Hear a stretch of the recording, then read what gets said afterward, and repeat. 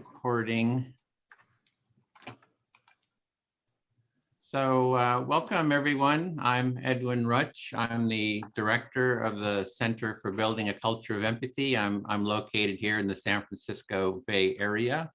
And our website, the Center for Building a Culture of Empathy, is the largest website for empathy related material on the internet. And we have a large social community. We have interviews, hundreds of interviews with empathy experts. And we also do a variety of different empathy training, which is why I think most of you are here to learn about the Empathy Circle and the Empathy Circle Facilitation Training. What we're here for, I'm going to give a little bit of an overview. Let me show our agenda for today. And if you're not muted, please mute, just so that we don't hear the background noise. So this is what we're going to be doing today. We're going for about 2 hours. Hopefully you can stay for the full time, but you don't have to. We're going to be doing a welcome, which I'm doing right now. We usually do participant introductions, but I think that since we have a larger group that we're going to skip that, the introductions. We'll do that. We'll introduce ourselves in the empathy circles itself. I'll give a little overview about the training, and then we'll have some questions and answers. And then we'll go into show a short 6-minute video on how to take part in an empathy circle. And then we'll actually do an empathy circle. We'll divide into breakout rooms and take part in empathy circles, have the experience. And then we'll come back for a bit of a debrief. So I'm going to stop the sharing. So usually we like to have people go around and just do a quick introduction, but it would take quite a while with this because the group is so large. So let me get started then. I'm going to do a little bit of a screen share here. So I'll go and give a little bit of an overview of the Empathy Circle and the training. And let me kind of open the screen here. So if you go to the website, empathycircle.com, this is our main website, and you can go there. This is all about the Empathy Circle practice itself. You can go through, scroll down. You can see our empathy tent. This is another project that we do where we go out into the public, offer empathic listening and conflict mediation to the community. And you can, if you scroll down, you'll see there's a little introduction to the Empathy Circle itself. The Empathy Circle is a structured dialogue process that effectively supports meaningful and constructive dialogue. And I find it's actually the best and most effective first step gateway practice to learning empathy skills and sort of an empathic way of being. So from about 14 years of working on the topic of empathy, I've just kind of found that this practice is the easiest first step practice. And if you go to the site, empathycircle.com, you'll see at the side here, more about what is an empathy circle, what the benefits of it. I don't want to go too deeply into it right now, but then there's the how-to, there's instructions for how-to, and then there's the facilitation training. So if you click on that facilitation training, that's going to take you to the introduction to another website, to introduction to the Empathy Circle Facilitation Training. And so you can learn all about the training that we do there. It's a 5-week, 2.5 hour session training. We meet once a week. And this is a good site to book. Both of these sites are good sites to bookmark, just as references. I'll give a little bit overview of the course itself. It's an open source course. So we have a bunch of the trainers and here today, and everyone's working on this to make this an open source training, because we're really wanting as many people to learn how to do this as possible. So it's open source. You can help contribute to hosting it and the design and development and the promotion. and it's a course that you can also use and teach others with. As I mentioned, there's no cost to take part. You can donate if you would like. So everyone's donating their time.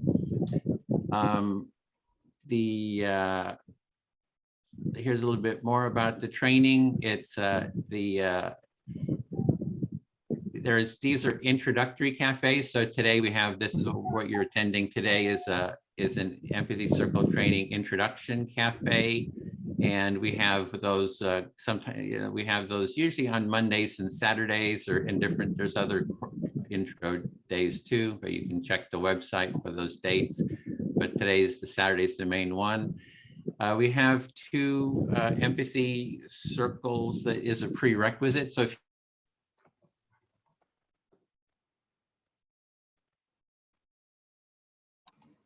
Edwin, you muted yourself. We can't hear you. wow, somehow somebody muted me. I don't know, but anyway, yeah, thanks. So it's 2 empathy circles, a prerequisite to take part in the training. We just want you to have some bit of a background. The time commitment for the training is 5 sessions, 2.5 hours a week, as mentioned. And you also have a 30-minute empathy buddy call with someone else in the cohort. Usually we have about 20 or so participants in the cohort. And we also ask that you try to hold an empathy circle during the week with family and friends, and then report back on that in the training. And then the training path, you take it as a participant. You can take it multiple times because you're going to learn something every time you take the training.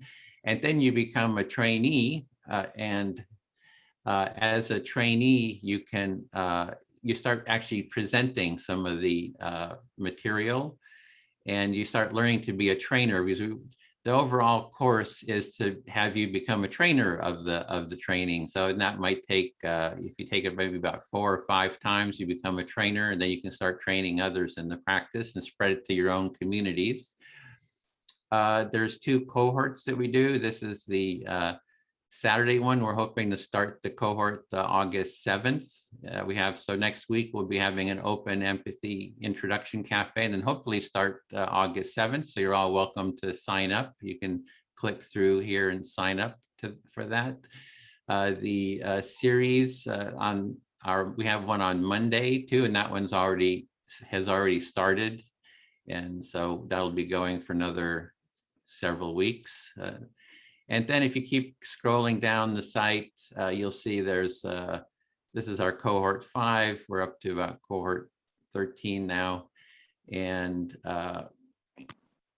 you can see each of the modules. You can see the sessions, the introduction, the practice info, more about the references, about the course, all the course materials here. And you keep going down, you can see our Empathy Circle site, the culture of empathy. That's sort of our main website. There's an empathy tent website, which is all about that tent that I showed you.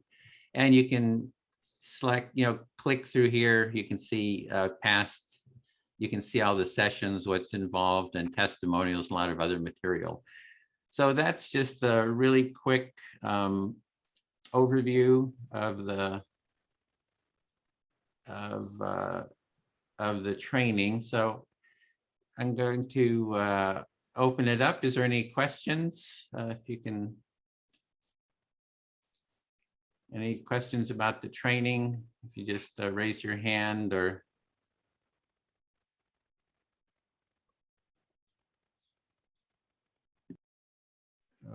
Okay, not seeing any.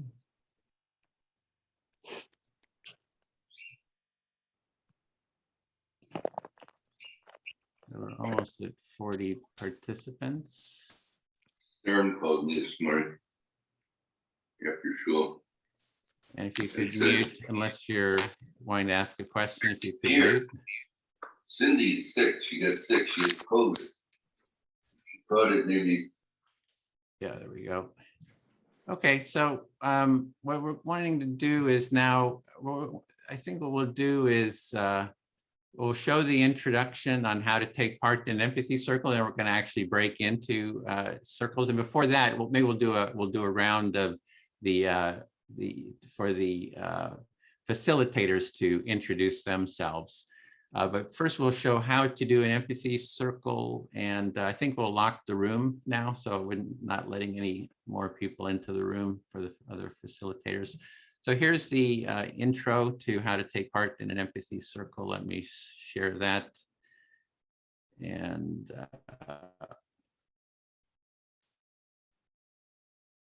so these are the steps. This is the basic introduction. It's about a 6-minute video.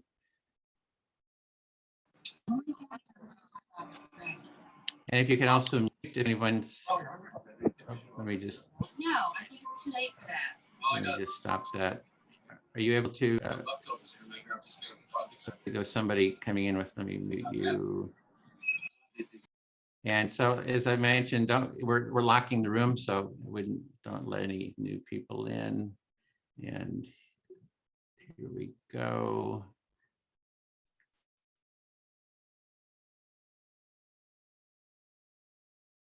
Okay. Empathy. I'd like to welcome you to the short presentation on how to take part in a basic empathy circle. So next, let's look at the step-by-step how to take part. An empathy circle starts with 2 to 7 participants. Here on the screen, we have 4 participants, which I find is an ideal number. There are 4 basic roles, and the roles rotate among the participants as the empathy circle unfolds. 1, the speaker, is the first person to speak. 2 is active listener who actively listens to the speaker. There's the silent listeners, they quietly observe and witness. And the facilitator who organizes, schedules, and hosts the circle. They also do the timekeeping, and they have some experience with the process and help keep participants in the process. However, everyone has the responsibility to hold the process and the practice. So to begin with, the facilitator will start the empathy circle. They welcome the participants. They lead introductions if the participants don't know each other. The facilitator invites participants to give short introductions, for example, their name, where they're from, and something personal about themselves. The facilitator then reviews the empathy circle process to remind everyone how it works. They announce the discussion topic, if there is one. Even if there is a topic, you can always talk about what is alive for you. That is what is on your mind in the moment. And 5, they set the speaker time limits, perhaps 5 minutes, for example. And the facilitator then asks who would like to start to be the first speaker. So at that point, the participant volunteers to be the first speaker. As speaker, you select who will be your active listener, and you can select anyone that you want. You speak about the topic given or whatever is alive for you. And so you'll speak a bit until you have maybe expressed an idea or two, and then you want to pause to give the active listener a chance to recap what they understand that you are saying and feeling. If you say too much, the listener may have difficulty in reflecting it. As the active listener, you are listening to the speaker to get an understanding of what they're saying and what is important to them. You are giving them your full attention as a supportive companion on their inner journey and exploration. When the speaker pauses, you recap your understanding of what they said and how they feel by reflecting the essence of that in your own words. You can summarize, paraphrase, or even say the speaker's words back to them. Even though you may have a strong impulse to respond with your own ideas, judgments, analysis, advice, and sympathy, or even questions, resist the impulse to do so because these common responses block the speaker from moving along their internal journey. You'll be able to say whatever you want when it is your turn to be the speaker. If you don't reflect the understanding to the speaker's satisfaction, they can always say it again. Then as speaker, you check, do you feel understood to your satisfaction? If you do not feel understood, you can say it again, perhaps in different words. If you do feel understood, continue sharing. Again, after speaking a bit, pause to give your active listener a chance to recap their understanding of what you said. As the active listener, you again share your understanding of what the speaker said and meant. The cycle of speaking and reflecting continues until you, as the speaker, do not have anything else you'd like to say, or until you get a signal from the timekeeper. If you get a signal from the timekeeper, then finish up what you're saying in a sentence or two. After you get a final reflection, you can end your turn by saying something like, "I feel fully heard," or something like that to indicate you are done with your speaking turn. At that point, the roles then rotate. The active listener becomes the speaker. The person they select becomes the new active listener. For everyone having equal time, it is good to select someone that hasn't spoken lately, but it is your choice. The others in the circle become the silent listeners. This process of taking turns in speaking and active listening continues for whatever time is allotted for the empathy circle. And this was just a very short introduction. The best way to learn the practice is taking part and doing it. There is more in-depth material on taking part in an empathy circle and facilitating one at empathycircle.com. Thank you for listening.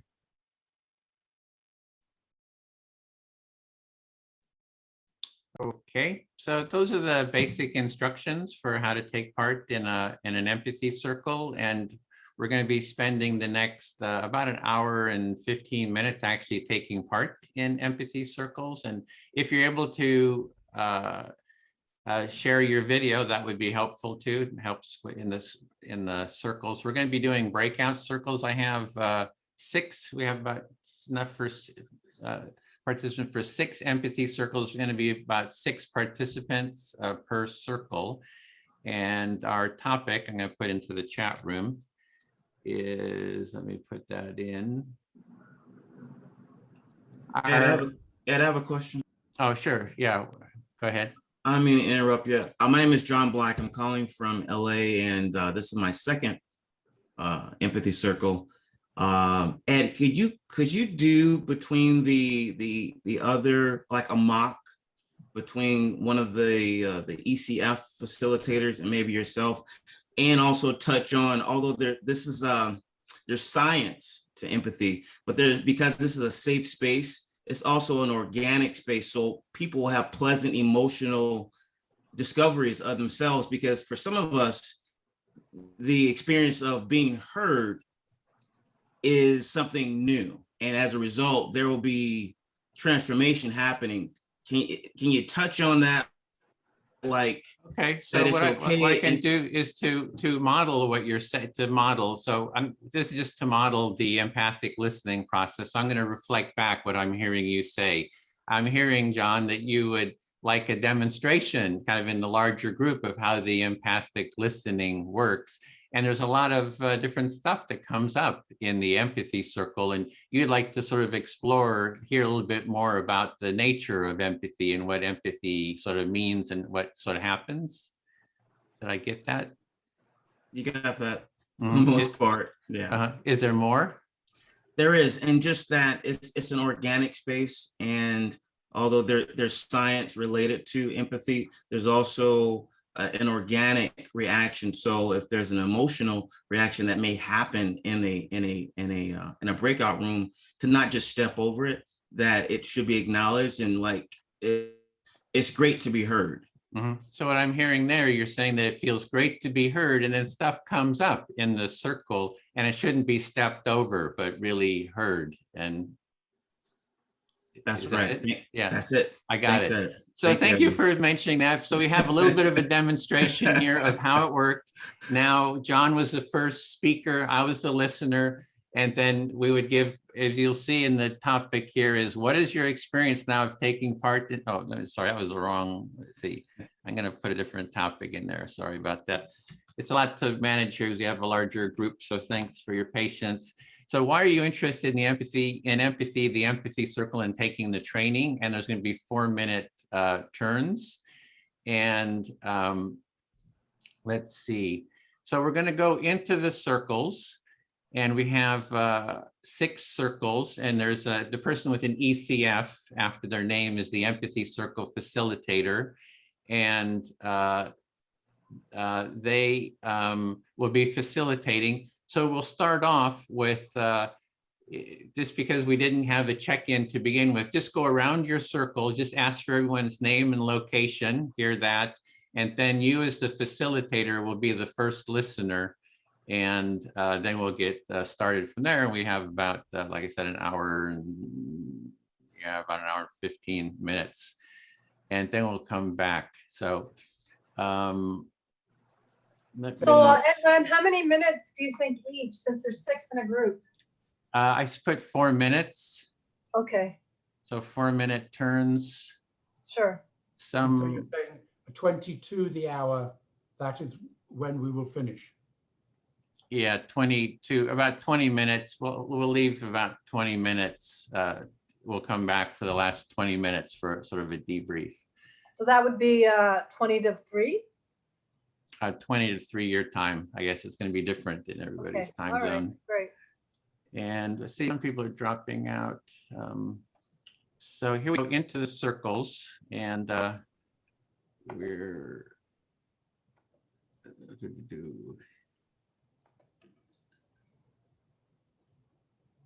and see you in the rooms. And there'll be several people will be staying here with me.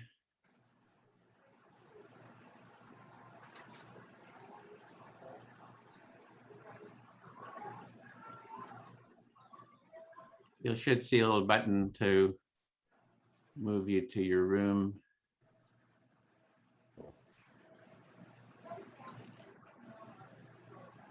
If I don't have a button, does that mean I'm staying here with you?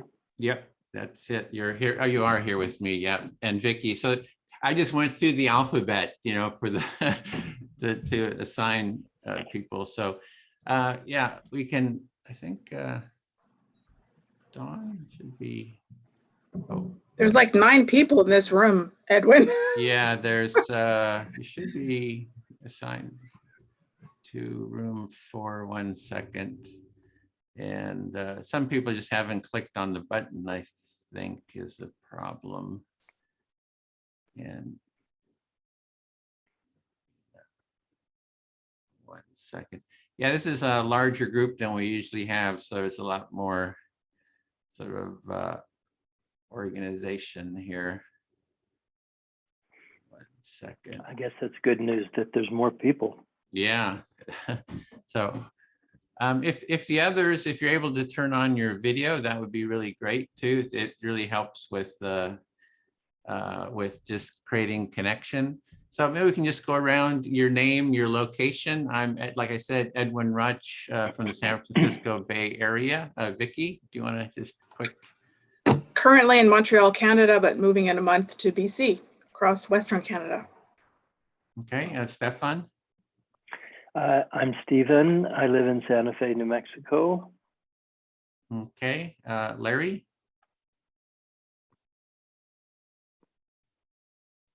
Are you there, Larry? Okay, you're on. Eliza. Do you hear us? Okay, Sharon.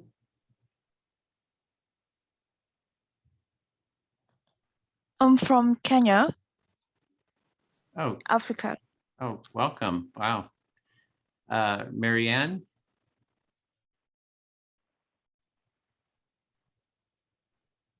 I'm Marian Libretto. I'm from Long Island, New York, and unfortunately I cannot stay because I have a family obligation, but I'm looking forward to joining next week. Just wanted to join in very quickly today. Thank you so much. Okay, great, thanks. Michelle? Hi, everyone. My name is Michelle Arbit. I'm calling in from Charlotte, North Carolina, but I typically am based in DC area. Okay, and since we have a larger group, I'm just sending Rebecca over to group 5, which I think is a shortage, but maybe not. Okay, so what we want to do is are you there, Rebecca? Do you hear us? Yes, I do hear you. Oh. And my name is Rebecca, and I'm calling in from Virginia Beach, Virginia. Welcome. So we want to get started, and I'll be the first listener, and I'll put in the topic again. So why are you interested in empathy, the Empathy Circle, and taking part in the Empathy Circle training? And if someone would like to speak to me, I will keep the time. And we bring up a clock here. Stopwatch, I had that before. Okay, I'll keep the time. So who would like to start and speak to me? And okay, Vicki, I'll be your listener. I'll jump in. So I'm a social worker for 24 years, former therapist. I now do loss and grief coaching. I'm creative. You look at my background, I paint, I sketch, I knit, and I believe creativity is a way for people to heal and journey forward in loss and grief. Okay, so what I'm hearing is you're a grief counselor, and you believe creativity is the way to move forward. And I live in Montreal, Canada. I've been here 22 years. I'm from the States originally, so I'm an import. Moving in a month, less than a month, and I'm heading off to BC, which I'm very excited about because I believe with you looking at my background, it's more my vibe. And here it's becoming very political and very French language oriented, which I'm an Anglophone. So I need to be able to function in English and perhaps Spanish going forward. So you were from the States, you moved to Canada, but you're moving back now. And it sounds like there's political stuff going on with language there. And it's becoming more French oriented, and you're needing to speak the English. Be in a place where you speak English. Yes. I mean, I love Quebec. There's a lot of nature here. Montreal is called Little Europe for a reason. It's a very eclectic, multicultural, multi-ethnic, multi-religious area. But the French language, they're making the laws stricter. So being an Anglophone, I need to move. But I also believe with everything that's happened to me personally, and also going forward with pandemic, when I think of it, we've all dealt with loss and grief. And because I've dealt with so much in my life, I feel it's my gift to give back and help others. So there's a lot, because of the pandemic, there's been a lot of loss and grief, and you want to contribute to others. And so that's why you're working in this area. Yes. And I've tied in, I'm pretty eclectic. So I'm an author, I refinish furniture, I knit, I paint, I sketch. And I believe all of that helps me help others. But every single one of us has a creative outlet, whatever that is for us. It could be gardening, it could be woodworking, stained glass, pottery, whatever it is for each person. But I believe creativity is kind of that go-to space that people can turn to if they're not necessarily in the best frame of mind, but it helps them move forward, if that makes sense. So you're seeing the importance of creativity to move forward. And you have a lot of different creative outlets that you do, and you're trying to support others in their creativity to move past grief and loss. I'm trying to think where to go from here. I live in a city, so Montreal's a city, so I have a balcony garden. Obviously, when I moved to BC, I'm moving in with friends that have this humongous yard, and they have a garden in the yard, and I want to contribute to that because I believe in growing our own food and either using it for ourselves or sharing it with others. No pesticides, it's like, it's a safe space. I can go pick a tomato and I don't have to worry about what's on it. So I'm kind of excited about that. So you live in an apartment, but you have a garden there, and you really value, good food, natural food. And so you're pretty excited about your garden. Yes. It's going to be at least a 2-week trek out from Quebec to BC. And I'm camping along the way, visiting friends and family. It's going to be a vacation in essence for me. I haven't had a vacation in like almost 2 years. So I'm looking forward to the nature and just the downtime. And I'm going to use it to journal and sketch and paint and just kind of focus on myself, that whole internal kind of space. So it's going to be a 2-week journey to DC, and you're going to use it for creativity, for camping, for journaling, and you're really looking forward to that because you haven't had a vacation for a couple of years. So, and that was the time too. It was perfect. 4 minutes, perfect time. I was getting it.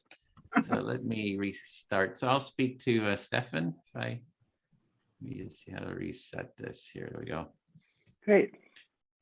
Okay, well, I feel a little discombobulated because, we had like, I think 40 people arrive, and usually we have, 15, 20. So it's like, whoa, there's a lot of people to juggle, and I'm here making the rooms and just a lot of technical stuff. So I feel a little like, whoa, a lot of balls in the air here.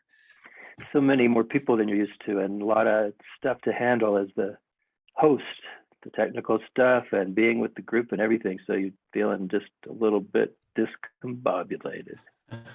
Yeah, so I'm thinking if we have like large amounts of people, I might want to redesign it a little bit so to be able to have like an initial introduction that's not creating all these rooms and stuff. So anyway, I'm just thinking of how to sort of design, this intro for larger groups. Yeah.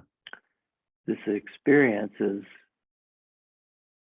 inspiring or motivating you to rethink how you might do these introductions if there's more people than you're used to, that you think maybe we need something different than what you've been doing maybe. Yeah, I created an event on LinkedIn, for this introduction, and actually to date, 2,700 people have signed up.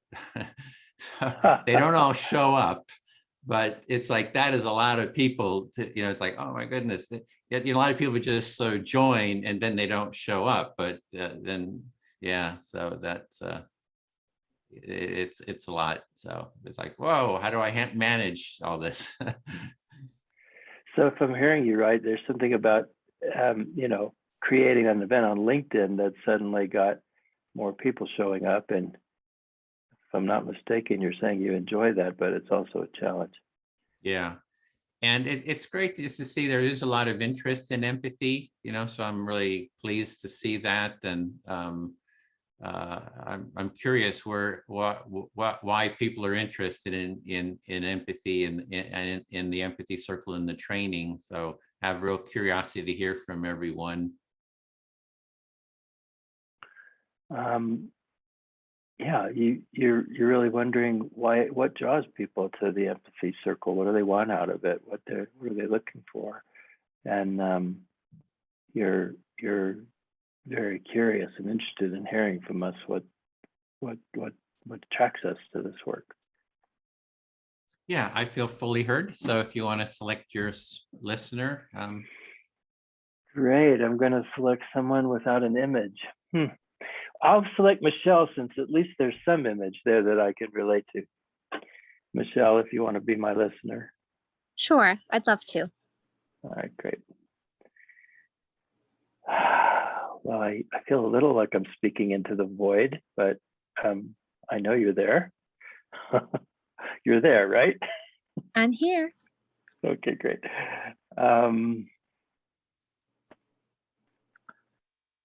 Let's see if I can say why I'm interested. I got introduced to empathy as a practice about a year ago, and very difficult time in my life. And it's made a huge difference during the pandemic and during this year of extreme personal challenge. It's made a huge difference to have empathy buddies, to be listened to probably 4 times a week or so, maybe almost every day, including classes that I've been taking. So My, oh yeah. Remember to pause. I'm pausing, Michelle. Stephen, so I'm hearing you say that you've had a difficult time recently. And I also heard you mention that you were introduced to empathy about a year ago, and that it's been really helpful for you to have that to fall back on as you navigate through the difficult time. Yeah, I would say more than helpful. It's like been life-saving.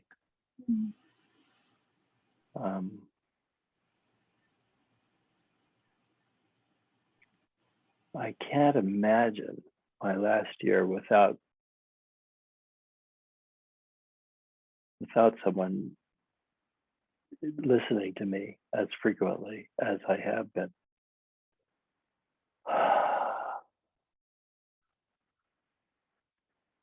Let's see, I was starting to say something before. Just think a second.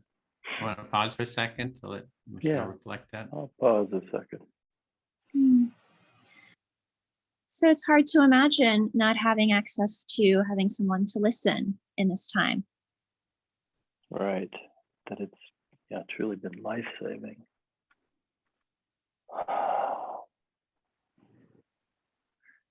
And now I'm just feeling a little, more than a little, I'm feeling all nervous because there was something I wanted to say. I can't remember what it is. So that's what I'm feeling right now. It's all nervous.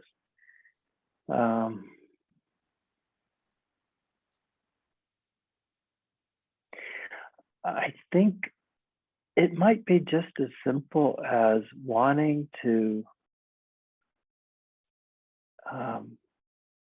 introduce others to something that's been so helpful to me. I mean, I think that's basically it. And that also, I believe, in this expression of you always teach what you need to learn. And I want to be better and better at what I'm feeling is so helpful. And I think one way to do that is to just begin to teach it. Oh, I remember what I wanted to say, but I'll pause now for you, Michelle, to just reflect that. Thanks, Stephen. Having empathy come into your life in a stronger way was life-changing for you, and you're called to share that gift that has been given to you, and you have interest in being able to offer that to other people as they navigate their journeys through life. Yeah, definitely. Then the last thing is that through this work of exchanging empathy with people, I've come to realize that my core wound, if you want to call it, that went in when I was being formed, that I didn't even discover till now, is just how much companionship on the journey is important to me. I think that's second nature for lots of people, and honestly, it just was not for me. And so I'm rediscovering something that feels like a very basic human need. And I want to create more opportunity for me to experience the companionship that I'm talking about, and to create more space for, let's call it companionship in the world, So you've experienced some awakening around a core wound as it relates to your experience of companionship, and you've experienced a rediscovery of your own human need for companionship, and you see an opportunity for exchange of that, and you see value in experiencing and giving opportunity for others to experience that companionship. Yeah, I feel heard. Thanks, Michelle. Thank you, Stephen. So I'm just going to take a pause here and ask a quick question. I missed the instructions because I came in late, so excuse me for that. But my understanding is that I then request to now speak next to somebody else. You select on, say, Marianne. I'm not sure if she's here, or Larry or Kevin. Wonderful. Thank you so much, Edwin. So I heard the name Marianne first, so I'll just go with that. My understanding is that the prompt is to share information. First, we just need to make sure she's hearing us. Are you hearing us, Marianne? Just if you unmute, you're muted. Are you there? think some people may not be. Are you there? You're still muted. Marianne? Libretto? Brito? Not responding. Just checking. Larry, are you there? So both of them are not responding. See. Marianne, are you just last chance? And then Larry, you have to unmute. Otherwise, Kevin is here. So I guess we'll go. Can you go with Kevin, since the others don't seem to be, maybe their connection's not working, or. Yep, I'd love to. And just let me confirm that the prompt is to share what made us interested in coming to this session. Correct. Or anything that's alive for you. All right, great. Thank you so much. So then I will share with Kevin. I'll speak directly to Kevin. What interests me about coming into a space like this is that I have a deep connection with what I perceive the value of empathy to be. My life work is in conflict resolution and conflict management, and helping people change their relationship with conflict so that they can improve the way that they view and navigate it, both interpersonally and intrapersonally. And I think empathy is a critical part of that. So I'm called to join in on anything that allows for exploration of that.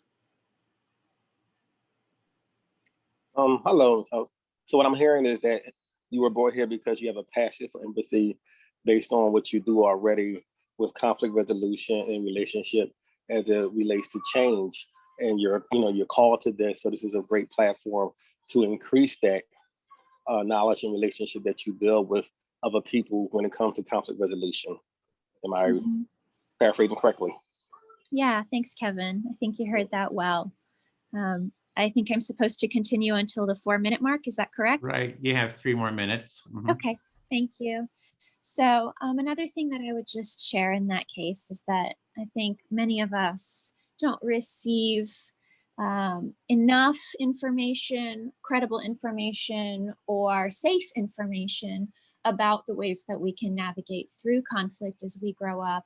And we take those learnings that we pick up on indirectly in our environment through our socialized interactions with other people and our families and our caretakers and our surroundings. And that translates to something else as we're adults. And so it can be really difficult to open up that space. And I think empathy can really help people co-create a space in which they can explore safely and deconstruct their ideas around conflict safely. And so it's an incredibly important sort of vestibule or entry tool to creating that safety. Okay. What I'm hearing is in reference to empathy, trust is a very important thing in reference to connecting with people and developing a strong vessel that allows for a thing to grow. A lot of times that trust that you may have developed with family and friends is different than what you do outside, as it builds to trust and to cultivate a more robust experience. And this is a more trusting environment to help grow that in a more authentic way. Mm-hmm. Mm-hmm.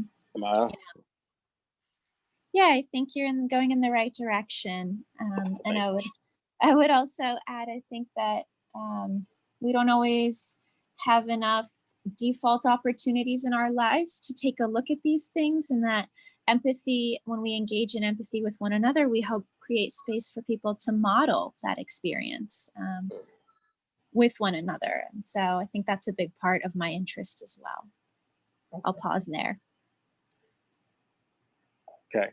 So what I'm hearing is in reference to not only the trust, but the opportunities to build opportunities to develop the skills when it comes to empathy in an environment that allows for a more organic way of growing it in a relationship, and to, I guess I'm missing a word. Help me out here. I don't want to misquote. So let me just ask then, which part specifically is feeling a little unclear so that I can clarify it? I guess I was saying, I think I'm hearing the emotional impact of just connecting with people, but also with this being a safe platform to allow the organic growth of it to develop the skill more strongly as meeting with different people. Sure. I think that that's a great way of, that's a great lens to look through when describing it, because when we're experiencing stress from conflict or when we're experiencing concern, we're not necessarily as likely to dive in. But when we feel empathy, we are able to endure that growth a little bit more accessibly. So I think we might be going in the same direction, Kevin. So that was the time. If you just want to reflect that last bit, Kevin, then it'll be your turn. I believe I more or less hit on the points that you were speaking about in reference to organic platform, a trusting environment, and a great tool to connect with different people to expand that growth of empathy with different situations that are different for everybody. Yeah, thank you, Kevin. I feel heard. Thank you. So you select now, Vicky or me or Stephen as a listener, and you have 4 minutes. Okay, Vicky, are you there? Yes, I am. Okay, Kevin, though, I'm going to ask you if you can make your pauses a little bit briefer, just because I suffered 2 concussions 3 years ago. So I need to have shorter spaces in order to process, if you don't mind. Okay, no problem. Thank you. What I heard, to make them short. So this is my first time here. So I'm looking for a platform that will allow growth and development for this new experience. So it's your first time here and you're looking to develop and grow, and you're hoping this platform is going to help you. Yes? Right. Yes. Beautiful. In my current career, I find myself to be needing to be more empathetic in reference to situations that come to me based on the challenges of the job and what people are struggling with. And I find myself not always being empathetic, and I'm looking at this to cultivate me more. So you're hoping in your current job that you want to become more empathetic, but you're finding it's a little bit difficult. And can I just ask what your current job is? Because that helps, if you don't mind, what it is. I work for a nonprofit as a compliance officer. Okay, beautiful. Okay. So with that, with sharing what I do, a lot of times the different situations may come up to me in far as investigations or allegations that I have to be understand the laws and the policies, but also be empathetic to what a person's trauma or what they may be experiencing when that allegation came up, which is sometimes a balancing act. So you're trying to balance the laws and rules versus your own kind of mindset, if that makes sense. Yes. And you want to make sure that you're still being empathetic, but still following the rules and the regulations that you need to follow, correct? Yes. Okay. So again, so I'm hoping this platform will give me different avenues to speak about that, because my superiors or supervisors say you do a great job, but you tend to be very rough, Kevin. So I'm hoping that having more dialogue will give me different various ways of speaking. So your uppers, I'm going to say uppers for your the top people feel you're a bit rough, and I'm not sure what that means, but I think they're wanting you, or they think your roughness, in quotes, doesn't totally match their empathetic kind of way of looking at things. Is that correct? Yes, I definitely feel heard where I'm getting the job done. I do it very well, but people may leave in tears. And I'm trying to be, and I'm trying to be more compassionate and empathetic in reference to this very situations. So sometimes you're triggered, if I'm hearing that correctly, and it makes you emotional, but you're trying to balance that emotional of you personally with the professional role of what you need to do for your job, correct? One part, they're triggered. Okay. I'm not. Okay. So that's why I have to, getting to the truth. Understood. I definitely appreciate this time to have this dialogue in a safe place, to where this is not a normal place or normal thing that you can actually have a discussion with a stranger and still feel comfortable. So the empathy is already feeling different. So the empathy circle is already feeling different because it's a safe space and it's not related to your job, right? Where people you don't, like, you've never met me before, Yes. which can be good or not good, but you're feeling it's a great place for you to work on the skills you think you need to improve on, correct? Yeah. Yes. Definitely feel heard on that. Yes. And that's the Okay. time, that was 4 minutes. So Beautiful. Vicky, you're up. So I'm going to choose, and Michelle, please don't take offense, but I'm visual, so I'm going to pick on Stephen if that's okay to do this with, just because it's very hard for me just to do auditory. So It's Stephen, your if you're willing. choice. You always have your choice. Oh, to beautiful. choose whoever Okay. you want. There's no obligation to choose anyone. It's totally your choice. Okay. So I'm Hi, going to say Vicky. why. Hi, Stephen. It's nice to meet you. You So too. for me, as a social worker for 24 years, empathy to me is just like a natural part of who I am, but I can always improve on my skills, and I want to put my skills to the best use to help others. I'll pause there. Great. Yeah. As a social work professional, you feel that your empathy comes just naturally, but there's always more you can add to your skills to do it, as I believe what you said. Did I get that right?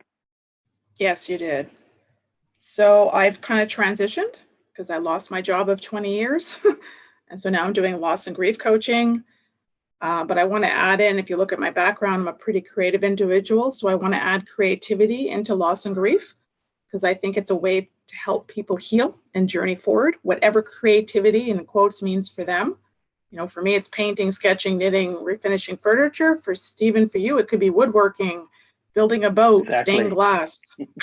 And I'll pause there. Also pottery, but let me reflect what you said first.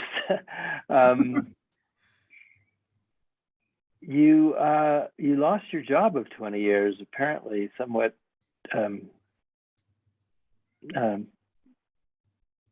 well, you didn't say that, but I got the feeling that it was a little bit unexpected, maybe. And so you have turned to grief and loss counseling, coaching, and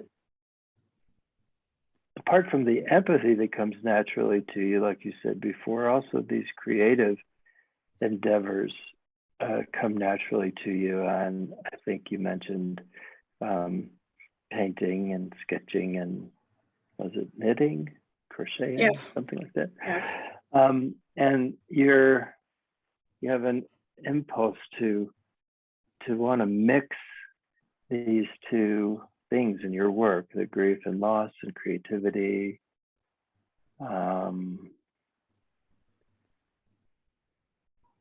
Yeah, you didn't use these words, but I understand expressive arts to be a thing that's helpful in therapy. Maybe that's what you're trying to get at. I'm not sure.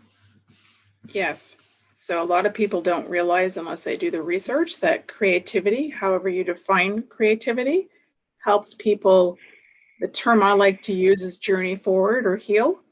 So whatever that loss or grief is that you've experienced, you know, let's say, Stephen, you do woodworking and Edwin does stained glass and Kevin does pottery, you know, and Michelle does writing and I do painting. We each have a creative outlet to turn to, but knowingly or unknowingly, it helps us in our own journey, which means we can help others on a similar journey. I'll pause there. Right. So if I'm hearing you right, you're saying that if you have a creative endeavor, a creative outlet, whether knowingly or unknowingly, doing this creativity thing helps you journey forward, whether you're really meaning to or not. You might just be wanting to make a pot, but it actually helps you journey forward. I think that's what you were trying to say. Is that it? Yes. So for myself, like I said earlier, why I wanted you to shorten sentences is because I suffered 2 concussions within a 2-month time period 3 years ago, which had a lot of obviously effects, but I hit the left side of my face, which affects the right side of my brain, and the right side of my brain is creativity. So I needed to get back into that in order for me to help heal myself, because basically modern Western medicine gave up on me. Okay. modern Western medicine gave up on you and your healing and your concussion, and what you're learning is this left side, right side thing is very important to your healing. And in your case, the right side, created side, holds the key to your journey forward. Correct. Thank you so much. That was beautiful. Yeah.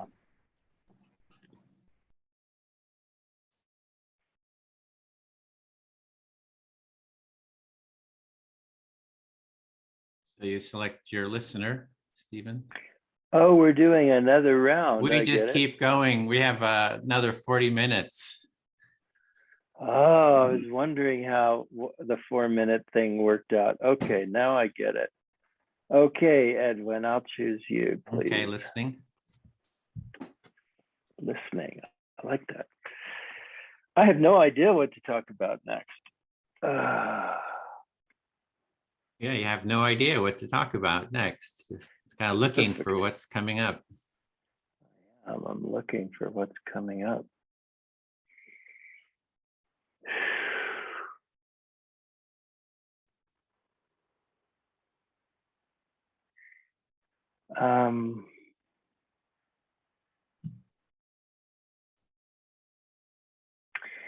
All right, so I talked about how, well, we have new people showing up. I want to pause here for a second and know if there's anything that you need or want to do with these new folks. No, go ahead. Just Okay, all right.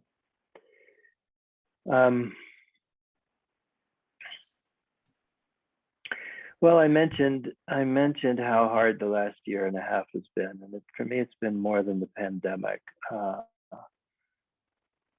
The most important relationship in my life ended in March last year, right before the first lockdown in our part of the world. So I've been on a long journey marked by a lot of mourning. I'm gonna pause there. Okay, so it's been a difficult year. It's beyond just the pandemic. It's a really important relationship has ended, and you're feeling a lot of mourning around that. Yeah, I mean, at the moment, it's important to say at this moment, I'm not feeling sadness, but it's been a year of sadness and confusion and reordering and exploration and confusion and a lot of very, very unpleasant feelings and sensations in my practice has been how to live with and relate to all this unpleasantness and what it had to teach me. So you've been dealing with a lot of really very unpleasant feelings of loss, and you're trying to see what it has to teach you and sort of navigate those feelings. Yeah, and something that I learned from one of my teachers this year is that it was important to name this because I've never heard anyone really name this before, which is that you're arriving at the end or some stage of completion of this like mourning, not as a feeling, but as a process, as a journey, I guess, to use Vicky's words. One of the ways you know that you're coming to some stage of completion is that not just that you feel better, but there's a new flow of creativity and a new flow of life and a new feeling of safety, because all the unpleasant feelings have a lot to do with not being safe, not feeling safe, being destabilized. So it's about this new flow of life, this new flow of creativity. Yeah, I'll pause there. Oh, that's also the time, but I'll give you the final reflection. So you've gone through this really difficult time. It sounds like you're at a new stage where you've sort of gone through those feelings of loss and grief, and it's a new sort of a creative stage is happening, and you're sort of sensing there's a new sort of stage or new stage forming, starting. And that was the time, but if I got it, did I get it close enough? Yeah, close enough. Heard, it'll come around again. You can always, so you'll get, you can add to it. Michelle, can I? Hi, Edwin. Yeah, so I'll speak to you, hit the timer here. I wanted to say that the empathy circle and the empathic listening is very helpful for, I think, what Vicky and Stephen are talking about, with loss and grief and just dealing with emotional issues, just dealing with our life, just what comes up, and have a space to be heard by someone else is, I think, is a very healing and supportive, state of, way of being. It's important.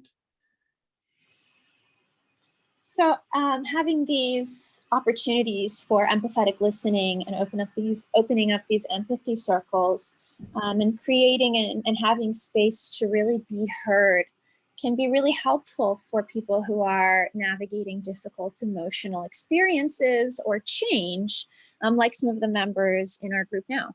Yes, exactly. Yeah. And it's good for, I find the empathy circle is good for being prepared. So it's being prepared for difficult times, right? That you have these empathy buddies and empathy community when you're doing well. It's kind of like, it's like marriage, like a marriage, right? You don't wait till things fall apart. And usually they do. When people start going into therapy and start learning some empathy skills, you do it way back when you first get married, you start, incorporating this into your life so that you kind of, when the difficulties arise, you've got sort of the tools in place to deal with those issues. So you're emphasizing not only the value of having the empathy circles to engage in with our empathy buddies and our empathy community in a moment of difficulty, but also the importance of having access to that and utilizing it and implementing it proactively and starting off early, if you will. And I heard you use the example of marriage, that we want to start early on rather than when things get really tough and we're entering a therapist's office to help rebuild the or mend the issue, but really rather focusing on getting started early and having that available and ready to us proactively. Exactly. Yeah. And it's and also you had talked about conflict mediation, and the empathy circle is I find the core for conflict mediation. It's like you can add other practices on top of it, but it's sort of the essence. I find if there's any conflict, to bring it into an empathy circle, agree to the basic listening, and that it becomes sort of a place for the Gordian knot of a conflict to slowly unravel and for mutual understanding to happen. So not only is it really helpful for personal support, but it's also very helpful for mediation. So adding another layer here, that while it can be helpful for some of the other things that you've described along the way, that it can also create a space for conflict resolution and space for conflict to be addressed and untangled and unraveled as well, because empathy can sort of be the core of helping move or finding a way to move forward. Did I get that right? Yeah, exactly. It's very, very well heard. And I think it should be taught in the schools already. I mean, I've had 5-year-olds who are able to take part in empathy circles. So I think it should already be taught through the school, like the first grade, kindergarten, maybe even first, second, third, so that the students are already learning these listening and mediation skills at that point. I mean, I really wish I would have learned it at that age already instead of waiting till, 50 or something. So I hear then that there's not really an age minimum or an age maximum for being able to utilize this process or to benefit from engaging in empathy and in empathy circles, and that it can be really helpful to introduce this early on to kids in school. I You mentioned having wished that you would have learned it in school, and that you've seen very young people benefit from engaging in this and learning from it, and that there's really no wrong time for Exactly. using Yeah. this. Yeah, I feel very heard. Thank you. So I feel fully heard. That was my Great. time too. So does that mean it's my turn again? It's your turn again. I think Kevin hasn't spoken. I don't know if you're able, if you're on a cell phone, if you're able to see everyone, but Kevin is there too. Yeah, so I will see. Kevin, are you still on? Because I know you were on video a few minutes ago. So are you still with us? Yes, I'm still on. Wonderful. So Kevin, I will select you then. And if that's okay with you, I will share a little bit more for you, to you rather. Yes. Wonderful. So I'm feeling pretty connected to some of what Edwin said, and in some ways, I guess, maybe not validated is the right word, but I guess maybe excited about some of the things that Edwin just said, because I agree that it can be really helpful to not only teach kids the theoretical piece of empathy, connection, safety, conflict management, mediation, etc., but that it can also be really helpful for them to experience it and experience the difference that using empathy can make.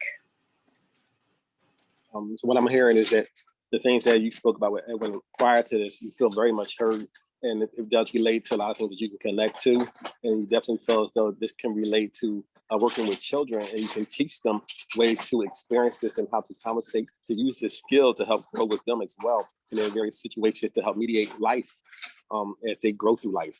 Mm-hmm. Yeah. Right.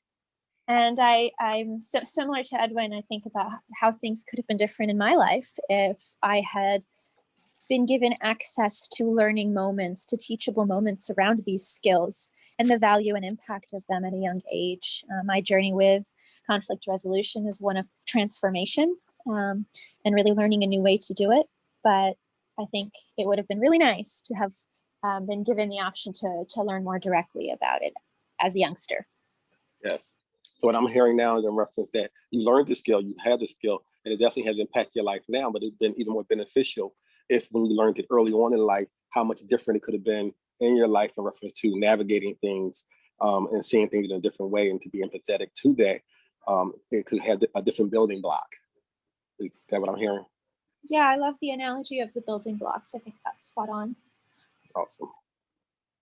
And, you know, we all have a toolbox. Some people have more tools in their toolbox than other people, but I think that I would hope that for the sake of the world, this could be a tool that everybody could have in their toolbox. And so that's part of what's important to me about, or that's part of what calls me to utilizing things like empathy circles and having empathy buddies, etc. Okay. So what I'm hearing is, and I love the analogy also to the toolbox, that this is a tool that you can definitely use, but also can teach others on how to add it to their toolbox, and it can be very beneficial when it comes to empathy and understand the empathy circle as a tool, but also a part of life, as it contributes to the growing aspect that you can pull it back and forth from that analogy of the toolbox to be very helpful. Yeah, thanks, Kevin. I just realized I wasn't looking, Edwin, to see if you had raised the time paper. Do I keep going? I keep going. You have 45 seconds. Okay, thanks. Yeah, I think you're spot on, Kevin. And I think you heard that really well. And the more that we can engage in our day-to-day interactions with empathy, the more that we can empathize with the people around us, the more that we can start to spread that and allow people to realize that if it's not a tool they have, it's one that they might benefit from adding to their toolbox if it's not already there.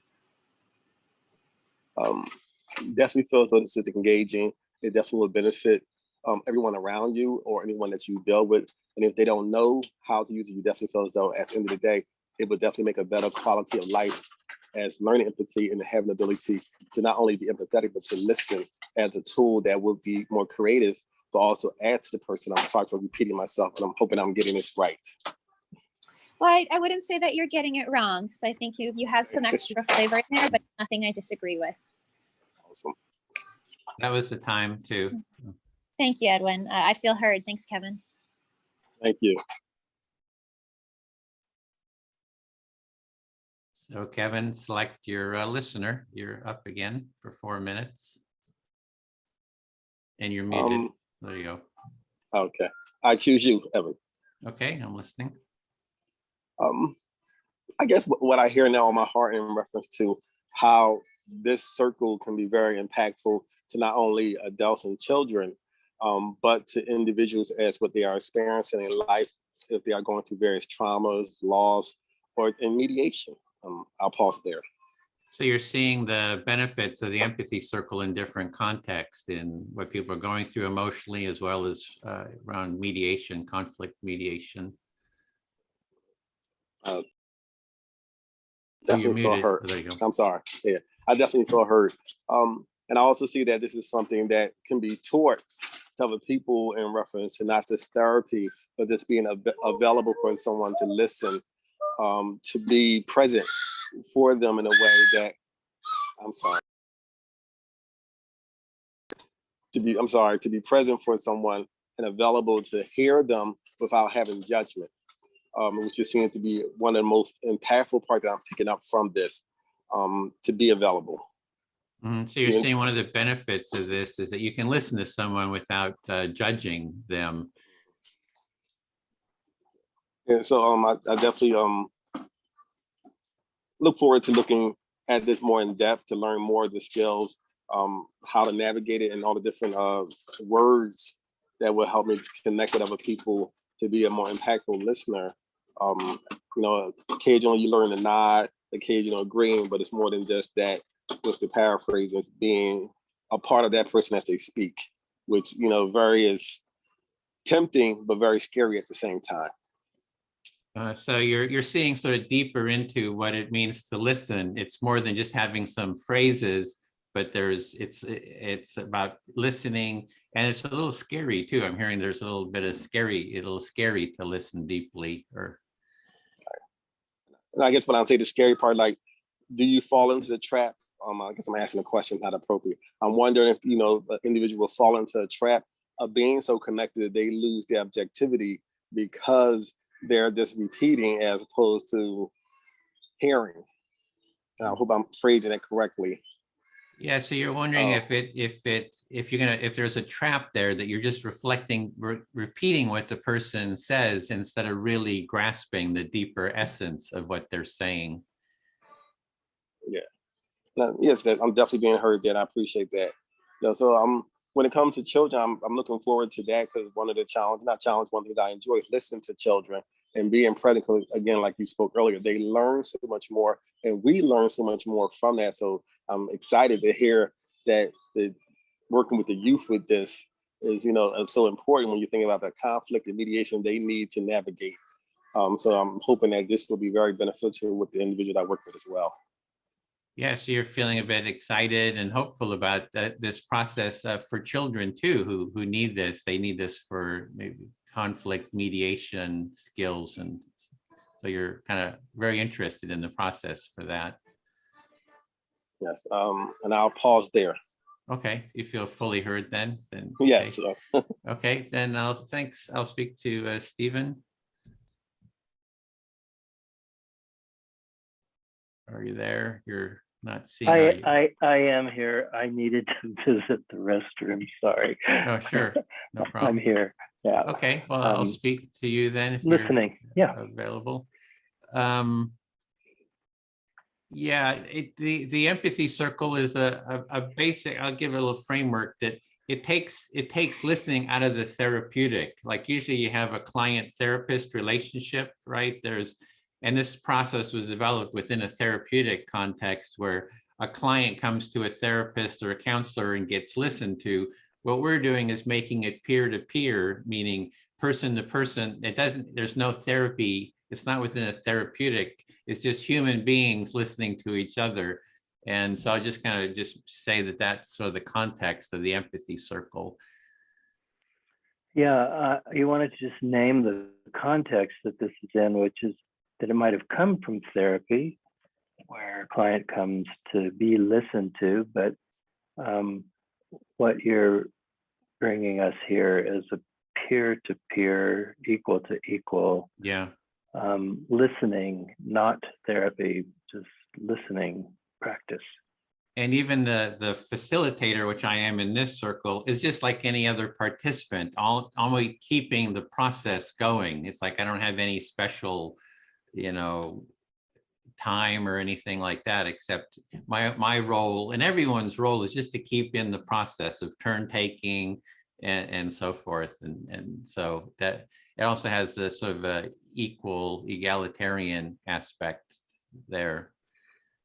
You wanted to note that even the facilitator is still just an equal. They might have maybe some extra responsibility in the process just to make sure that it goes well, but no extra time, no extra status, no extra, you didn't use the word status, but Yeah. nothing extra, just And an then, equal. yeah, and then it's also a good practice, like I heard Kevin with his, maybe some kids in the background, is in the family to do a family empathy circle, right? At dinner time, or have a special time, say, yeah, we're gonna have an empathy circle for everyone to hear each other. And it can be, you don't have to do it, in a school, or just, you can do it in your family. I do it in my family, and it's very constructive for all family members to feel like they're heard. And you're adding that what a valuable thing it is in families to take special time for everyone to take a turn being heard. And then also in Kevin's situation where he's at work, and by doing this practice, you get better at sort of focusing, paying, attention to what the person is saying, and it sort of starts affecting you. You start listening better to other people. So when you're in a work situation, you have to talk with people, at work, you're really hearing them. You can kind of reflect back what they're saying, and they'll feel heard. It doesn't mean you don't, deal with the problems that are there, but just when people feel heard and understood and not judged, they feel better, about whatever the situation is. And then there's also the aspect of bringing it into the work. So all the workers, listen to each other, can listen to each other, use the empathy circle to listen better to each other. Now you're adding what value it has in the workplace for people to just know that they're being heard better, and for you as a listener in the workplace that you're able to listen better at the workplace. And it doesn't solve the problems per se, but it creates a whole context where people feel better about the whole situation if they're listened to well. It can solve the problems, because people, once they understand each other, then they have the tools and the space for problem solving and creative problem solving. So it's sort of the first step towards that problem solving, I'll add. You're adding that the listening and being heard is the first step toward better problem solving. That actually does facilitate better problem solving, because people have the space to solve problems better. Yeah, exactly. I feel fully heard. Thanks. Yeah. Okay, Michelle, will you listen to me?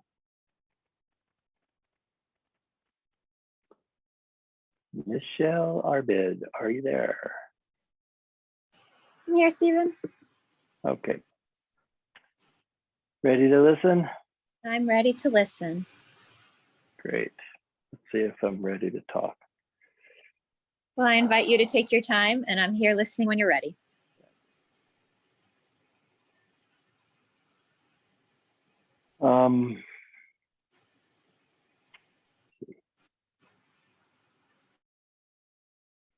I think I would enjoy just kind of celebrating some of those things that I was talking about before, that are new creativities and new safeties and new flow in my life, and really like celebrate that they are a stage, not the end, but a stage of completion of what I've been working so damn hard with for a year and a half. I'll pause there before I actually say what they are. So you've been going through a lot, and there have been a lot of feats to move past, and I hear you recognizing that now there may be time and space for celebration of some completion of completion of some of the things that you've accomplished through all of this. Yeah, I want to celebrate the things that I feel are new life flow in me at this stage of completion. One is that I'm giving birth to a new garden, and I find myself I don't have to leave my house for work. I think a lot of people haven't been leaving their house for work for a while, and so I'm able to just go out to my garden. I find myself going out to my garden just to look at it for several times a day. It just feels great. I'm pausing there. Yeah, as part of this celebration, you're looking to celebrate things that are representative of this new life flow that you mentioned at this current stage of completion. And that one of the things that's really that you're highlighting is that you have this new garden, and that it is valuable to you, and that you enjoy even just going out to look at it several times a day. I think it actually, yes, I think it actually helps me regulate my nervous system, which oscillates very rapidly all day long, and just going out there helps me. Yeah, so you experience a lot of up and down and oscillation of the state of your nervous system, but you recognized that the time you spend going out and looking at this garden that you've newly cultivated can be helpful in regulating the oscillation. Yeah.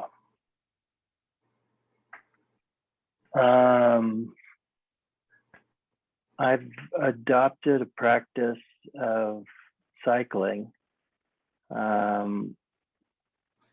did at the beginning of the pandemic. It just helped me a lot with tremendous anxiety I was feeling. I just feel like it just helped burn off the anxiety. It's temporary measure, but it helped. It helped a lot, and I've stuck with it all these now 15, 16 months, and it's become really important to me. So I'm actually on a training schedule where I ride 5 days a week, and I have a goal of being able to ride 40 miles, which I'm halfway there. It's my time.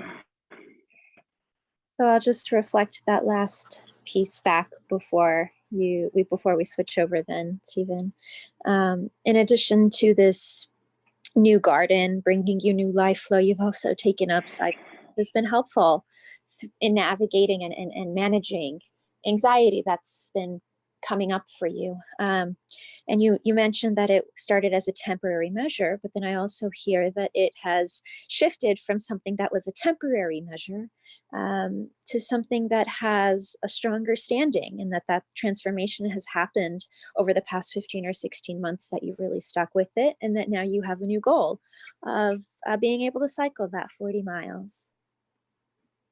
Yeah, thanks. I feel heard. Appreciate it. Thanks, Stephen. So I will then speak to Edwin next. Okay, Vicky hasn't had a chance recently, but it's your choice. Sure. So I'll ask You Vicky don't because care? I know she had mentioned that she prefers to have somebody with video, and I'm not able to be on That's video right. now. Okay, I'll listen then. That's fine. I forgot about that. Okay, awesome.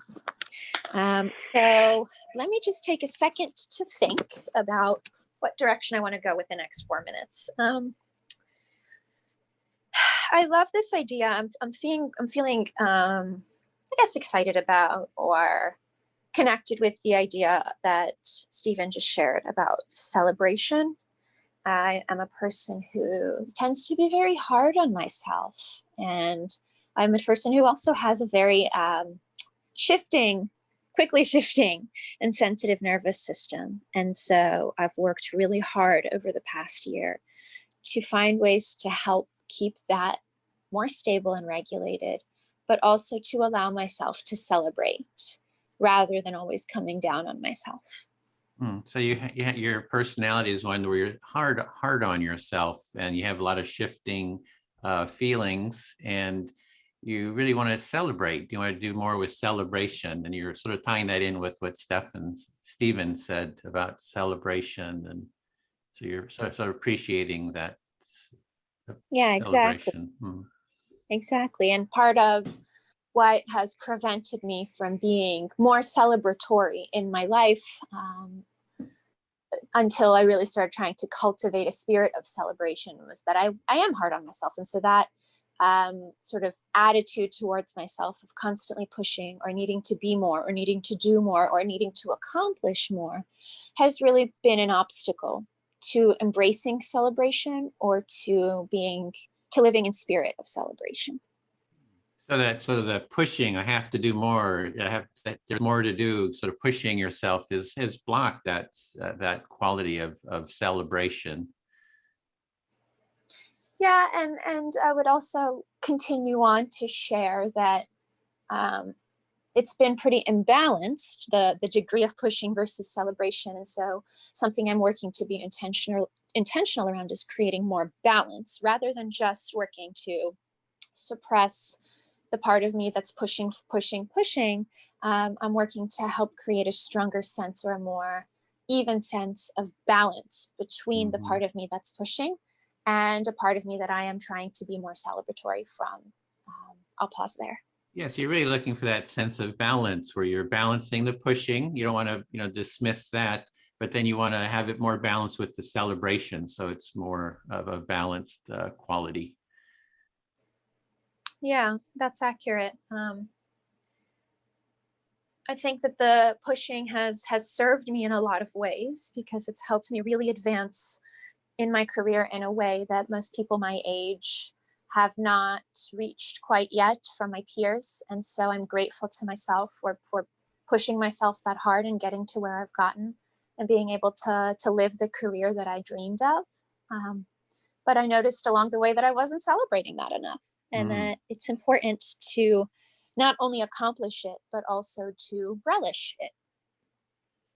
So you're appreciative of that pushing because it's really paid off. It's gotten you to where you are today. You've accomplished a lot, especially in relation to your peers, but you haven't really stepped back to sort of relish that and appreciate that and celebrate that. And you'd like to do more of that and have that balance. Exactly.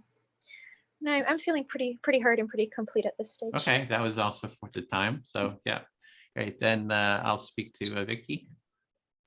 Okay. Yeah, let me think what, not quite sure what to speak about. I have to send a message in about a minute to remind people that we're going to be closing. So not only do I have to talk here, part of my brain is thinking of sort of the logistics of yeah. So part of my brain cells are thinking of logistics here. So you have a lot going on. You're trying to talk at the same time. You're a facilitator and you're trying to run the whole empathy circle. So it can be overwhelming at times, perhaps. Yeah, it's like, it's nice when you can just focus. I love just being in an empathy circle where I have no responsibilities, because then I just sort of enjoy the flow of it, can get into my own, what's going on for me. But when you're managing like 30 people, 35 people, all the different rooms. And so that kind of distracts a little bit from from totally letting myself go. I'm pushing like Michelle. I have to push and organize. Yeah. Oh, that's, yeah. So if I hear you correctly, you'd prefer just to be in an empathy circle and not have to worry about doing that whole facilitation thing and just be there, but you're doing a dual role. So you're trying to balance the two roles in essence. Oh, and I know now something came up when Michelle was talking. There's this practice called human-centered design. It's for designing products and services. And there's a center, it's very much big here in the San Francisco Bay Area, and at Stanford, there's a school called the Design School. that I went to, and they have a way of dealing with failure that I wanted to address. Okay, so in San Francisco, you have something called I wrote it down, human-centered design, and it has to do with failure. Yeah, and this is a school at Stanford. It's one school that really teach this, and it's for designing products and services, but they try to get you past being afraid of failure. So one of the exercises is to celebrate failure. You do an exercise that you will fail, and then when you fail, you celebrate. Yay, we failed! Hurrah, we failed! To kind of shift your perspective, for that celebration, right? So you start celebrating failures. And I thought it kind of tied in with what Michelle was saying is, that's you can attach celebration to just kind of like everything, or I felt fully heard. Yay, I'm celebrating.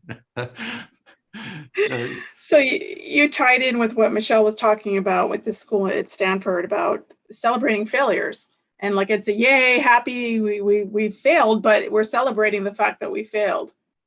Is that correct? And they have this, it's like, it's kind of shifting your thinking, right, about celebration it's the idea is that if you're afraid of failure, that you won't be creative, right? It ties in with your creativity. Like creativity, you try things and maybe they work, maybe they don't.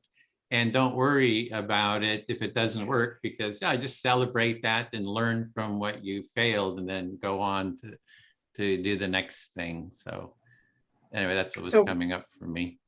So when you talk about creativity, it can be both positive and negative, but if it doesn't go well, you can still celebrate it and you can think about what you learned from that failure and how to move forward in essence. Yeah, exactly. Yes. So it's like, how do we shift?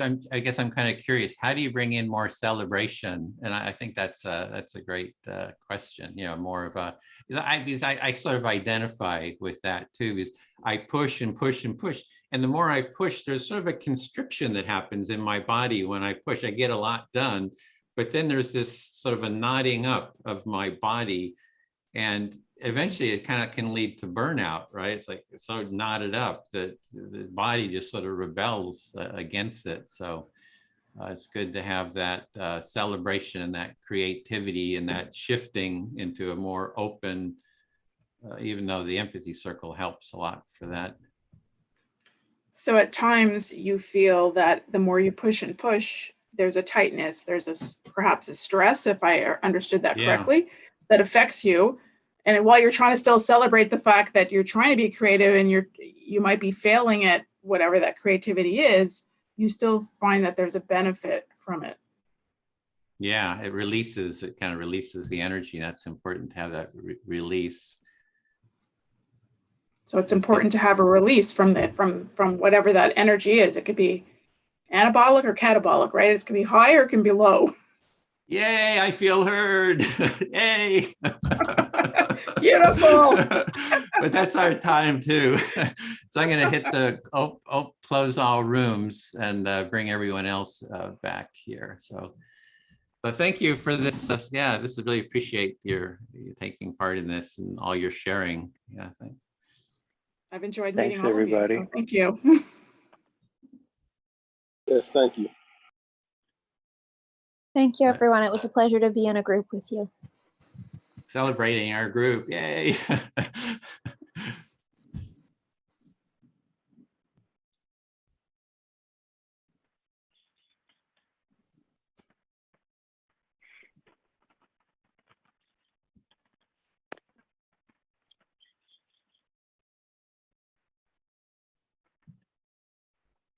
Okay, everyone's has about 14 seconds. Everyone's coming back into the full group.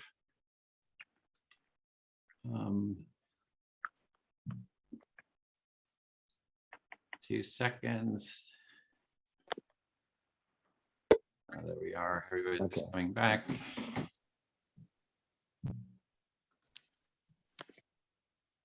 Give you a second to get Thank settled. you, Dr. Hey, Melinda. You're welcome. Okay, so we have about 20 minutes, and I'm going to just post a question into the chat room, everyone in the meeting. And in the chat, see if this came up. Oh, I put the wrong, sorry, I put the wrong topic in there. Okay, so here I think computer's a little slow. Okay, there we go. So we're going to take 30 seconds to share any learnings and insights from the Empathy Circle, or what did you like about it? What was your, any positives? You'll have 30 seconds, and I will ask Celine if you would be willing to call on people to just go across the row. We'll try to get to as many as we can in the next 18 minutes or so. Okay, thank you. I will go across my screen, and I have John Padillo first. Are you willing to give us 30 seconds of an insight or your experience? You're muted. Sure, I could do that.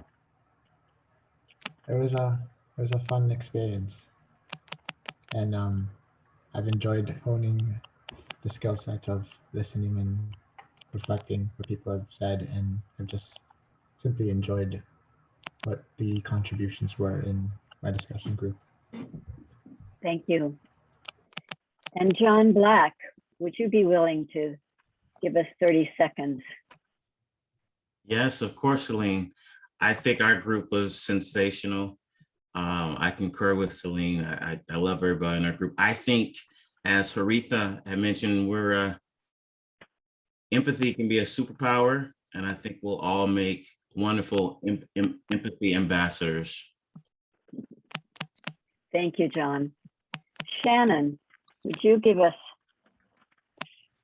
30 seconds of your learnings?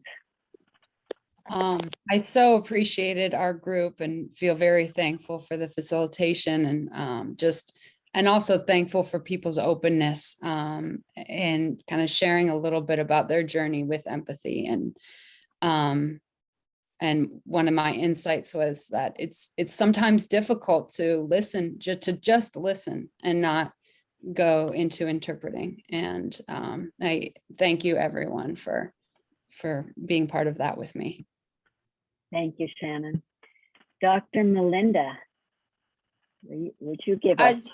Sure. I would just want to piggyback on Shannon. We were in a group together, and she is absolutely right. Even in me, it kind of helped my listening a little bit more.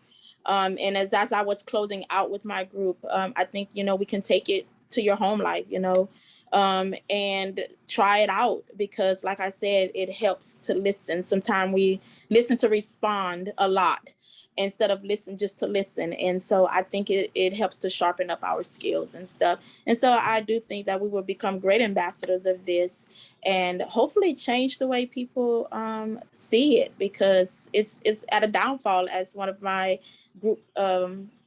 group's members said. It's at a decline these days. And so we definitely need to keep it forefront. Thank you very much. Brian Frejo. Hello. Yeah, I was in the same group, and just another great opportunity to learn something new or a new process. And I'm Native American, so we always call it teachings. It's a new teaching, and that we can add to the work that we do. And I feel like it's a great teaching process, this empathy circle and of listening, reflection, helping someone be heard and to be heard yourself. Thank you, Brian. Rebecca, would you give us some of your insights? Rebecca Saunders. Rebecca Saunders. Yes. My insight was that this was a great find. I'm glad I clicked the red box. And I'm glad I got in there in time. I was late getting there. I ended up serendipitously into a group that was a delightful group. Met some new people, learned some new things.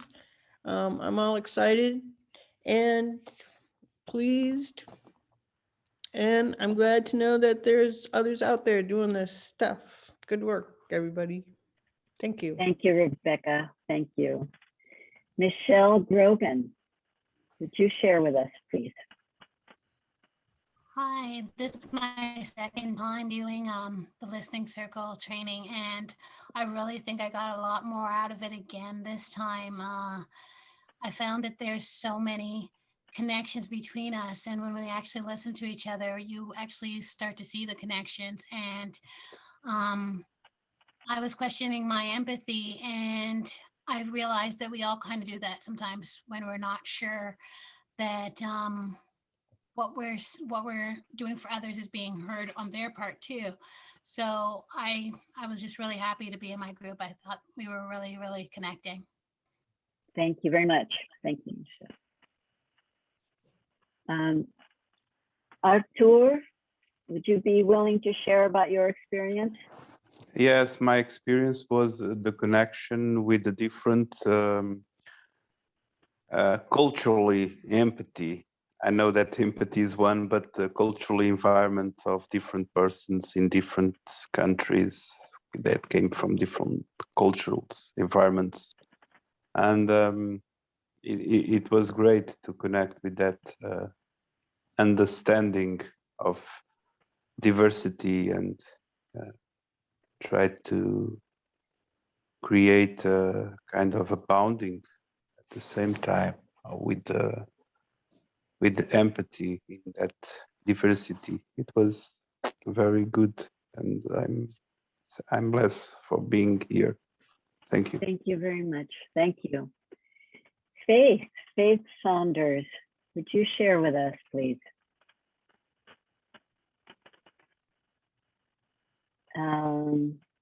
Faith, you're muted and your video is off. I'll come back to you. Dawn, would you share with us your experience? Oh, wait a minute. Okay, go ahead, Dawn, and I'll come back to Faith after. Go ahead. Yes, no, today has been an amazing use of my time, really.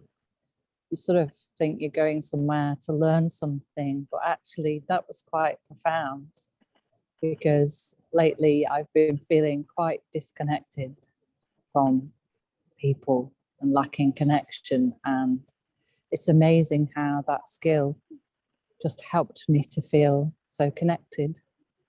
And I think lack of connection, there's a lot of that going on right now in the world. So that has been a profound use of my time, and I can't wait to go and use it in my life. Thank you, Dawn.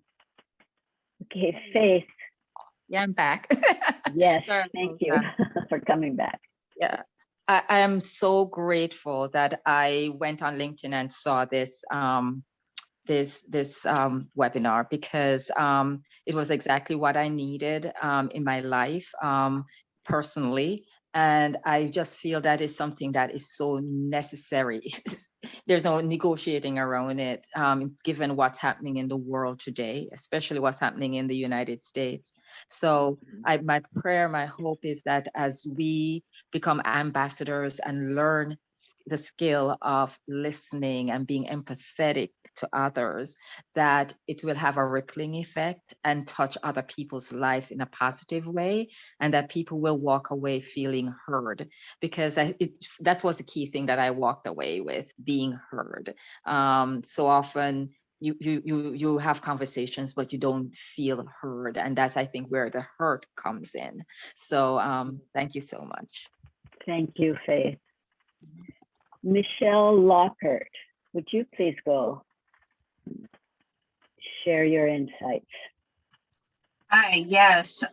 This was my second time being here, and I had a really great group again, and I did feel a sense of connection and sisterhood, even with Graham. And what I got for myself was, like, I do get easily taken out of a conversation or out of the listening of another, especially like if they have a really great accent like Graham.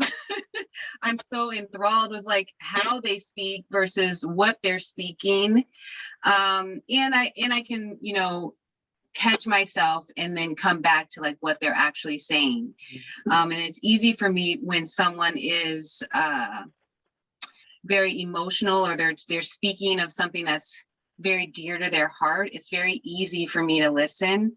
But I get taken out if we're just kind of chatting and they say one word and I'm triggered and I'm like, oh, and my thoughts just go in a million other places. And that is a practice, that I get to challenge myself to really be with a person no matter what they're saying.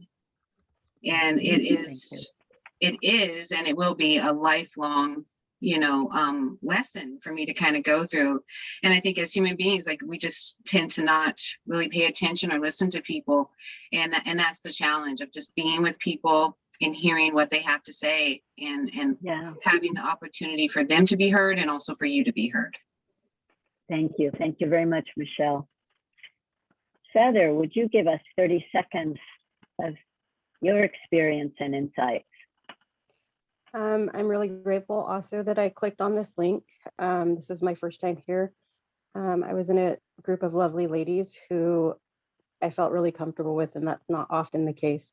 So I'm super grateful. I do think this helps us. Oftentimes we listen to respond and versus listening to hear what they're saying. And so this was really helpful because you're concentrating on the words that they're saying and the emotions without thinking of like, oh my gosh, I feel that way too. Or, those things are second to listening to what they're actually saying. So I was really grateful to be heard and to hear.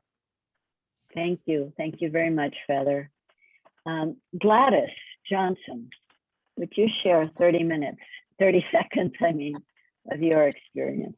I'm glad it's not 30 minutes. I felt really heard in this group. I completely agree with what everyone has said, feeling heard. A lot of times I don't have problems listening to people. I think I do that pretty well, but being heard myself when I speak has seemed to be a challenge. And so I was in a very good group where I did feel heard. And so that was a blessing, and I'm extremely grateful for this Empathy Circle. And it's teaching me how to be a better empathizer and a listener. Thank you, Gladys. Thank you very much. Afra, would you please give us 30 seconds about your experience? There you go. Yeah, I also really enjoyed this training circle. It was a very nice experience to speak to different people coming from different backgrounds, and most of all, it improves our listening skills. Like, we can focus on what exactly they're saying instead of usually we don't focus the details of what people are saying, and it really helps in improving that. I really enjoyed it. Thank you. Thank you very much, Afra. Kevin, would you give us a few words about your experience, please? I definitely enjoyed it. It was a different experience. One of the things I took away with having so many people in the room, 5 people, you're not only listening to what everyone is saying, but you're also listening to be heard, and you want to connect the dots. And I just found that very impactful that we were able to connect everybody's conversation as everyone took a turn and piggyback on different things, which was like very important. I definitely felt heard. I'm definitely looking forward to the skill. I'm looking to celebrate this and more, because one of the challenges was when I first connected, I lost connection. So to be even heard, my texting to someone to get connected back to group was really rewarding. And I didn't miss out on this. Great, thank you very much. Olabisi, would you please share with us 30 seconds of your experience? Can you hear me? There you go. Yeah, hi. My apologies. I joined late because I just got back in. So I wasn't in any room. But I partook in the last week training, and That's why I'm so bummed that I started late today. So hopefully next week I'll be there on time. So I'll have much Wonderful. time. I Thank hope you. so too. Great, thank you. Bye. Gail Goodman, would you share with us 30 seconds of your experience? Yes, I really enjoyed listening to the other women in our group, and I really it really helped me, with practicing the reflecting back of what someone is saying, which I really always enjoy being able to practice that. So thank you so much. Thank you very much, Gail. And Constance Robinson, would you Hi. tell us? Thank you. Sure. First, I want to say thank you to Bill for being such a great facilitator. He was taking the time out to walk us through every piece, every process, every step. As a former special ed teacher, he had patience with all of us. But I also want to go back to the interpersonal skills that we all shared during this call, during this circle. We are all from different walks of lives, and we were able to listen with not just our ear, but with our soul, knowing that there's different languages that were being spoken, and it was hard or difficult for others to translate what they wanted to say in English, but we all, again, we listened with our soul because we were all being very vulnerable. So I appreciate this time. Thank you. Thank you, Constance, very much. Aljazi, would you please share with us 30 seconds worth of your experience? Yes, so thank you everyone for this opportunity. I've actually was lucky to be in a diverse room where we had to listen to different accent, different culture, different background. And it was a good reminder and a good experience on how to listen to the other person to understand the message that they're conveying rather than just listen to respond. So thank you again for everyone. Thank you very much. So Edwin, I would like some direction as it's Okay, almost yeah, noon. thanks, Celine. Yeah, we want to stay on time, so we'll pass on the facilitators reporting in. So I want to keep to our time commitment of 2 hours. We're almost there. So I'm going to put in a link to, we have in 2 weeks, we have cohort 12C is starting at this point. It's the 5-week training. So if you click on that link, it'll take you to the sign up to the cohort. You can add your name. There's an application. You can fill out the application, and we're trying to get about 22 people, participants. So hopefully we'll have that within the next 2 weeks. I think we're getting close. And then there's also a link there to the feedback form. If you're able to click on that. And if I'll just give you a second, I'll put it in again. Let me put that in. And you can also save this under the chat if you're familiar with it. There's a little, you can copy and paste it, or you can go in next to in the chat. It says file, and there's 3 dots there. You can say save chat, and that'll save it to your computer. And if you can click on that link, it'll open the feedback form. You just take a second to click on that, then you can add your name and your email. And that's just a way to stay in contact with us and let us know if you're interested in taking the training. And if you just joined us today, it was quite a big group. And so really great. That was really great. That took a lot of extra organization. Usually we jump into it a little bit faster. Let's see, thanks for right. So yeah, I think, is there anything else I'm forgetting? I don't know, Bill, or do you have any final kind of thoughts? And I'll just mention, it does get easier as some people have mentioned.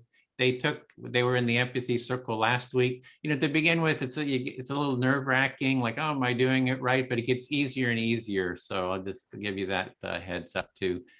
Bill, any final? No, just that I'm doing empathy circles in schools, and I'll put my email in if you have any questions about that. It requires a little bit, breaking down, and I see that Dr. Melinda also has a hand raised there. Yeah. Oh, great. Okay. I do. I'm supposed to be in the Empathy Circle training that started on Monday. Unfortunately, I got the times wrong. And so can I still go to the one on Monday, or should I wait to the one that starts in 2 weeks? The one that starts in 2 weeks, because the other one's already underway. So it's good to start from the beginning. Yeah. Gotcha. So, all right, that's great. Great. So can you move me to the to the sign up for in 2 weeks? Yeah, there's there was the link there. I see how if you're able to see that. There was let's see, where was the link? Okay. Yeah, the best thing to do. Oh, I Dr. actually Melinda, put is the to- wrong. Yeah, okay. It's cohort 12C is the one that starts in 2 weeks here. Okay. And I'll put that link in again, August 7th. So we hope that you'll all join us, sign up for that. You do need 2 empathy circles. So today counts as today counts as an empathy circle. If you come again next week, that'll be your second one for anyone that's just taken one, and then you can join us in the training. We'd love to have you take part. So is there anything, final thing, Bill, this year today? No, just expressing all my appreciation to everybody who's really, who took the step. That's it. Yeah, and we'd like to end with jazz hands, just a group portrait. If you're willing to do a group portrait, and we'll see you hopefully next week, or in the one of the other circles. Bill's group is on Thursdays and at 10 a.m. And there's a lot of other circles held around the world too, so you can join any of those too. So thanks for joining us. Bye for now. Bye. Bye bye. Thank you. And All right, thanks everybody. Bye. Bye. Bye. Thank you. See you. Bye. Thank you.